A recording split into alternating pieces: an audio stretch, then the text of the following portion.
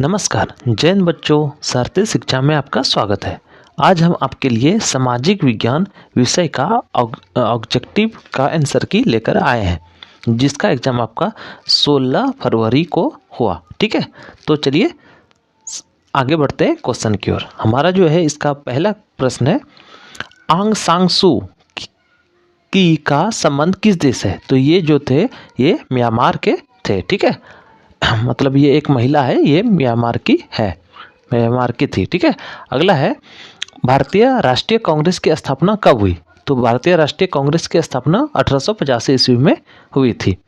आगे बढ़ते हैं, बोलीविया में जनसंघर्ष का मुख्य कारण क्या था? तो देखिए, बोलीविया में पानी की कीमतों में काफ़ी वृद्धि हो गई थी, जिसके चलते वहाँ के लोग संघर्ष कर रहे थे, यानी सरकार के विरुद्ध अपना आक्रोश जता रहे थे। यानी ऑप्शन आपका ए आपका बिल्कुल सही चले जाएगा। ठीक है, आगे बढ़ते हैं। अगला प्रश्न है, निम्न में से किस पत्र ने रातों रात वर्नाकुलर प्रेस एक्ट के से बचने के लिए अपनी भाषा ही बदल डाली? तो ये किसने बदली थी? अमृत बाजार नामक पत्रिका ने। ऑप्शन आपका जो है बी वो करेक्ट हो जाएगा। ठीक है, अगला प्रश्न है, विश्व में सर्वप्रथम मुद्रण की शुरुआत कहाँ हुई थी? तो मुद्रण की और छपाई की दोनों की शुरुआत कहाँ पे हुई थी? अपना चीन में हुई थी। ठीक है, ऑप्शन ए आपका सही आंसर चले जाएगा।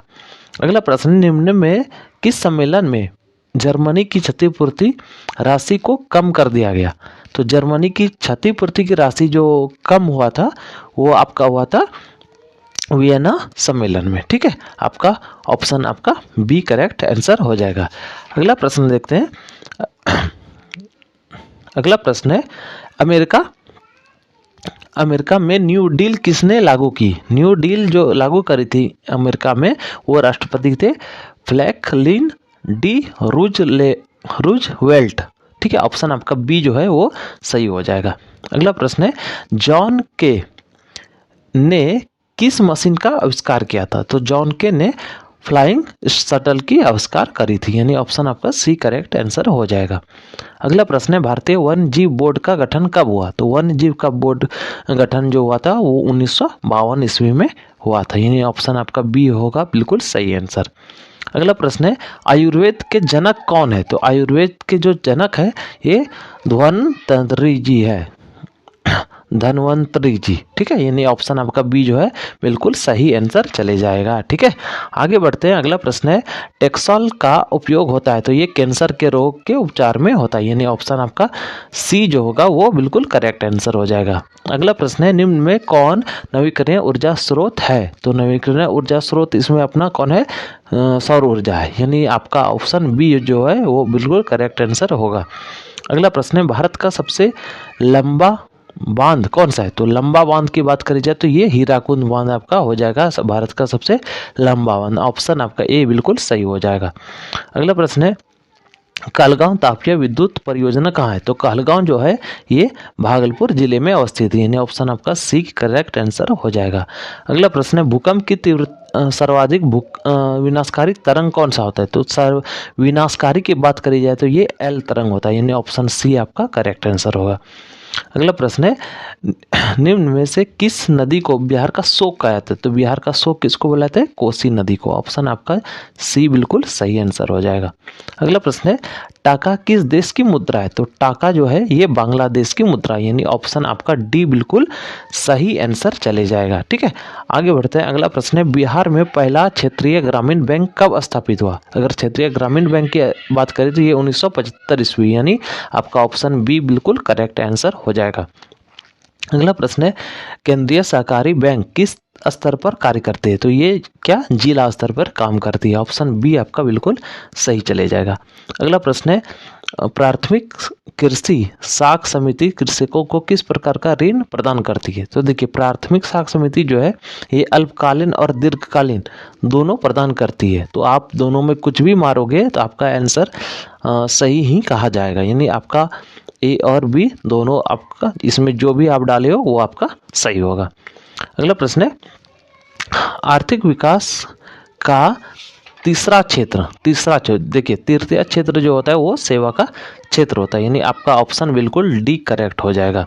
अगला प्रश्न है, भारत सरकार द्वारा लगाए गए अनावश्यक यानी किसी भी सरकार द्वारा अनावश्यक नियंत्रणों को तथा प्रतिबंधों को हटाने की प्रक्रिया जो वो कहलाती है उदारीकरण कहलाती है। यानी ऑप्शन आपका बी जो है वो बिल्कुल करेक्ट आंसर हो जाएगा। अगला प्रश्न है विश्व व्यापार संगठन का मुख्यालय कहाँ है? तो ये जेनेवा में है। ऑप्शन सी आपका बिल्कुल सही आंसर चले जाएगा। अगला प्रश्न है वर्तमान में उपभोक्ता संरक्षण हेतु कितने राज्य आयोग काम कर रहे हैं? तो राज्य आयोगों की संख्या कितनी है? 35। आपका ऑप्शन बी जो है वो बिल्कुल करेक्ट आंसर हो जाएगा। ठीक है, आगे बढ़ते हैं। अगला प्रश्न है वर्नाक्यूलर प्रेस एक्ट को किसने रद्द किया? तो इसे जो है वर्नाक्यूलर प्रेस इसको लॉर्ड रिपन ने रद्द कर दिया था। यानी ऑप्शन आपका जो है बी करेक्ट आंसर हो जाएगा। अगला प्रश्न है रूस में अल्पतम वाला दल क्या कहलाता है? अल्पतम वाला दल की बात करी जाए तो ये बोल्शेविक दल कहलाता है। यानी ऑप्शन आपका ए बिल्कुल सही आंसर हो जाएगा। अगला प्रश्न है बाओ दाई की सरकार कहाँ थी? तो ये दक्षिणी वियतनाम में थी। ऑप्शन बी आपका बिल्कुल सही आंसर। आगे बढ़ते हैं। अगला प्रश्न है उत्तरी और दक्षिणी वियतनाम का एकीकरण कब हुआ? तो उत्तरी और दक्षिणी वियतनाम का जो एकीकरण हुआ था ये 1976 ईस्वी। यानी ऑप्शन आपका डी बिल्कुल सही आंसर चले जाएगा। ठीक है, अगला प्रश्न है निम्न में किसके योगदान से इटली का एकीकरण पूर्ण हुआ? तो इटली का एकीकरण जो पूर्ण हुआ था वो मेजनी काउंट, यानी इनमें से आपका सभी ने बराबर योगदान दिया था। ऑप्शन डी आपका करेक्ट आंसर हो जाएगा। आगे बढ़ते हैं। अगला प्रश्न है हीगेल किस देश का दार्शनिक था? तो हीगेल जो था वो जर्मनी के दार्शनिक थे। यानी ऑप्शन सी आपका बिल्कुल करेक्ट आंसर हो जाएगा। अगला प्रश्न है अंतर्राष्ट्रीय महिला दिवस दिवस की घोषणा किस संस्था ने करी? तो इसकी जो घोषणा करी थी ये संयुक्त राष्ट्र संघ ने करी थी। यानी ऑप्शन बी आपका करेक्ट आंसर हो जाएगा। आगे बढ़ते हैं। निम्न में कौन प्रकृति आपदा नहीं है? तो प्रकृति आपदा कौन नहीं है? तो अपना महामारी। यानी ऑप्शन डी आपका करेक्ट आंसर हो जाएगा। अगला प्रश्न है वर्ष 1934 में बिहार ने किस प्राकृतिक आपदा का सामना किया था? तो 1934 में बिहार में क्या भूकंप आया था। यानी ऑप्शन आपका सी बिल्कुल सही आंसर हो जाएगा। अगला प्रश्न है कच्छ प्रदेश किस भूकंपीय पेटी में से संबंधित है? देखिए भूकंपीय जोन यहाँ पे पूछ रहा है। तो कच्छ प्रदेश जो है वो आपका भूकंप का कौन सा जोन में आता है? ये आपका भूकंप जोन 2 में आ जाता है। ठीक है, आपका नहीं सॉरी ये आपका भूकंप जोन 5 में आता है। कच्छ गुजरात का कच्छ मैदान जो है ये जोन 5 में आता है। यानी ऑप्शन आपका डी बिल्कुल सही आंसर चले जाएगा। अगला प्रश्न है महासागर तल में कंपन। तो महासागर में अगर कंपन होगा तो क्या होगा? सुनामी आ जाएगी। यानी सुनामी। ऑप्शन सी आपका बिल्कुल सही आंसर होगा। अगला प्रश्न है मलबे में दबे हुए लोगों का पता लगाने के लिए क्या इंफ्रारेड कैमरे का उपयोग किया जाता है? यानी ऑप्शन बी आपका करेक्ट हो जाएगा। आगे बढ़ते हैं। भारत की संविधान सभा का गठन। देखिए संविधान सभा का गठन जो हुआ था वो 1946 में हुआ था। यानी ऑप्शन ए आपका करेक्ट। और ये लागू हुआ था 1949 में। ठीक है, 1950 में 26 जनवरी 1950 को। चलिए आगे बढ़ते हैं। अगला प्रश्न है एक्रुमा कहाँ के राष्ट्रपति थे? एक्रुमा कहाँ के राष्ट्रपति थे? तो ये घाना के राष्ट्रपति थे एक्रुमा। यानी ऑप्शन सी आपका बिल्कुल करेक्ट आंसर हो जाएगा। आगे है राजनीतिक दलों की मान्यता और उसका चिन्ह प्रदान किया जाता है किसके द्वारा? तो ये निर्वाचन आयोग द्वारा किया जाता है। ऑप्शन आपका सी बिल्कुल करेक्ट आंसर हो जाएगा। अगला है हुगली औद्योगिक प्रदेश का केंद्र है। तो हुगली औद्योगिक प्रदेश का जो केंद्र होगा ये आपका कोलकाता हावड़ा। यानी ऑप्शन डी आपका बिल्कुल सही आंसर चले जाएगा। अगला प्रश्न है भारत का सबसे छोटा रेलवे जोन। तो ये कौन है? उत्तर पूर्वी सीमांत रेलवे। यानी ऑप्शन आपका बी जो है ये बिल्कुल सही आंसर हो जाएगा। अगला प्रश्न है फाल्टा विशेष आर्थिक क्षेत्र कहाँ स्थित है? फाल्टा विशेष आर्थिक क्षेत्र की अगर बात करें तो ये आपका पश्चिम बंगाल। यानी ऑप्शन बी आपका बिल्कुल सही आंसर चले जाएगा। अगला प्रश्न है भारत का पहला सीमेंट संयंत्र कहाँ स्थापित हुआ? देखिए भारत का जो पहला सीमेंट संयंत्र स्थापित हुआ था ये चेन्नई में स्थापित हुआ था। यानी ऑप्शन डी आपका बिल्कुल सही आंसर होगा।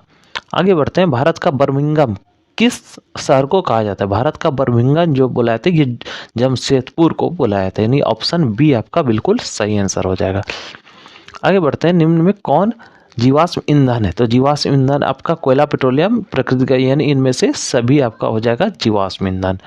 आगे बढ़ते हैं, बाघ परियोजना की शुरुआत। तो बाघ परियोजना की शुरुआत जो हुई थी वो 1973 ईस्वी में हुई थी, यानी ऑप्शन बी आपका बिल्कुल सही आंसर हो जाएगा। अगला प्रश्न है, काजीरंगा उद्यान कहाँ स्थित है। तो काजीरंगा की बात करें तो ये असम में स्थित है, यानी ऑप्शन आपका डी बिल्कुल सही आंसर हो जाएगा। अगला प्रश्न है, वल्लभ भाई पटेल को सरदार की उपाधि किस आंदोलन में। तो ये बारदौली आंदोलन में मिला था, यानी ऑप्शन आपका ए बिल्कुल सही आंसर हो जाएगा। अगला प्रश्न है, निम्न में किसे सीमांत गांधी के नाम से जाना जाता है। तो सीमांत गांधी किसे, अब्दुल गफ्फार जी को बुलाया था, यानी ऑप्शन सी आपका बिल्कुल सही आंसर हो जाएगा। ठीक है, आगे बढ़ते हैं। अगला प्रश्न है, भारत सरकार अधिनियम 1919 को ... के नाम से जाना जाता है, यानी किस नाम से जाना जाता है। तो इसको हम लोग जानते हैं मॉन्टेग्यू चेम्सफोर्ड योजना के नाम से। ठीक है, ऑप्शन आपका ए जो है ये बिल्कुल सही आंसर हो जाएगा। अगला प्रश्न है, अंकोटवाड़ मंदिर का निर्माण किसने कराया था। तो ये आसान सा क्वेश्चन है, सूर्यवर्मा द्वितीय, यानी ऑप्शन बी आपका करेक्ट आंसर हो जाएगा। अगला प्रश्न है, बोल्शेविक दल का कार्यक्रम अप्रैल थीसिस किसने लिखी थी। तो ये जो लिखी थी ये लेनिन ने लिखी थी, यानी ऑप्शन सी आपका बिल्कुल सही आंसर हो जाएगा। अगला प्रश्न है, अंतर्राष्ट्रीय मजदूर दिवस कब मनाया जाता है। तो मजदूर दिवस की बात करें तो ये 1 मई को मनाया जाता है, यानी ऑप्शन ए आपका बिल्कुल सही हो जाएगा। आगे बढ़ते हैं, समाजवादियों की बाइबिल किसे कहा जाता है। तो समाजवादियों की बाइबिल कम्युनिस्ट मैनिफेस्टो को कहा जाता है, यानी ऑप्शन बी आपका करेक्ट आंसर हो जाएगा, ऑप्शन बी। अगला प्रश्न है, रक्त और लौह नीति का अवलंबन किसने किया। तो साधारण सी बात है, बिस्मार्क ने किया था, ऑप्शन सी आपका बिल्कुल सही आंसर हो जाएगा। ठीक है, आगे बढ़ते हैं, निम्न में कौन क्षेत्रीय पार्टी है। तो क्षेत्रीय पार्टी की अगर बात करें तो ये झारखंड मुक्ति मोर्चा जो है ये एक क्षेत्रीय पार्टी है, ऑप्शन सी आपका बिल्कुल करेक्ट आंसर हो जाएगा। आगे बढ़ते हैं, अगला प्रश्न है, बंगला किस राजनीतिक पार्टी का चुनाव चिन्ह है। तो बंगला ये कौन था, ये चिराग पासवान के पिताजी का पार्टी था, यानी आपका ऑप्शन लोक जनशक्ति पार्टी, यानी ऑप्शन सी आपका बिल्कुल सही आंसर हो जाएगा। अगला प्रश्न है, नर्मदा घाटी परियोजना किन राज्यों से संबंधित है। तो नर्मदा घाटी परियोजना ये गुजरात, महाराष्ट्र और मध्य प्रदेश, यानी ऑप्शन डी आपका बिल्कुल सही आंसर हो जाएगा। आगे बढ़ते हैं, अगला प्रश्न है, निम्न में कौन भारतीय किसान यूनियन के प्रमुख नेता है। देखिए ये आपका करंट अफेयर्स से जुड़ा सवाल है, ये पिछले सालों क्या है, महेंद्र सिंह टिकैत ये भारतीय किसान यूनियन के प्रमुख नेता थे, यानी ऑप्शन सी आपका बिल्कुल सही आंसर है। बच्चों अब जो है ना आप लोग को करंट अफेयर्स भी ध्यान में रखना होगा, केवल किताब पढ़ने से कुछ नहीं होने वाला है। ठीक है, आगे बढ़ते हैं, अगला प्रश्न है, जिला परिषद का कार्यकाल कितने वर्षों का होता है। तो जिला परिषद जो होता है ये 5 वर्षों का होता है, यानी ऑप्शन बी आपका बिल्कुल सही आंसर हो जाएगा। अगला प्रश्न है, पंचायती राज प्रणाली की शुरुआत कहाँ से। देखिए पंचायती राज प्रणाली कहाँ, राजस्थान से शुरुआत हुई थी, ऑप्शन बी आपका बिल्कुल करेक्ट हो जाएगा। अगला प्रश्न है, ग्राम पंचायत का प्रधान कौन होता है। तो ग्राम पंचायत का जो प्रधान होता है वो मुखिया जी होते हैं, यानी ऑप्शन आपका डी बिल्कुल सही आंसर हो जाएगा। अगला प्रश्न है, राज्यपाल की नियुक्ति कौन करता है। तो राज्यपाल की नियुक्ति राष्ट्रपति जी करते हैं, ऑप्शन आपका ए बिल्कुल सही आंसर हो जाएगा। आगे बढ़ते हैं, सहकारिता प्रांतीय सरकारों ठीक है का हस्तांतरण योग्य कब बन गई। तो ये कब बनी थी, ये 1919 ईस्वी में बनी थी, यानी ऑप्शन बी आपका बिल्कुल सही आंसर हो जाएगा। अगला प्रश्न है, मैग्नीज उत्पादन में अग्रणी राज्य। तो मैग्नीज का उत्पादन सबसे अधिक कहाँ पे होता है।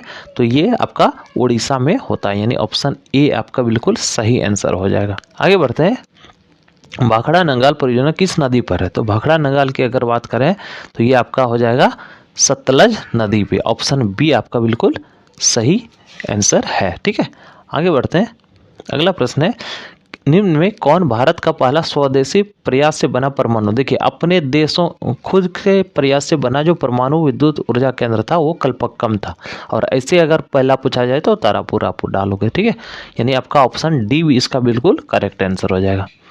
आगे बढ़ते हैं, हिमाचल प्रदेश के मणिकर्मन में किस प्रकार का ऊर्जा संयंत्र है? देखिए हिमाचल प्रदेश का जो मणिकर्मन है वहाँ पे क्या होता है कि गर्म झरना है, गर्म जल का झरना है, तो यानी भूतापीय ऊर्जा आपका संयंत्र हो जाएगा। ऑप्शन बी आपका बिल्कुल सही आंसर हो जाएगा। ठीक है,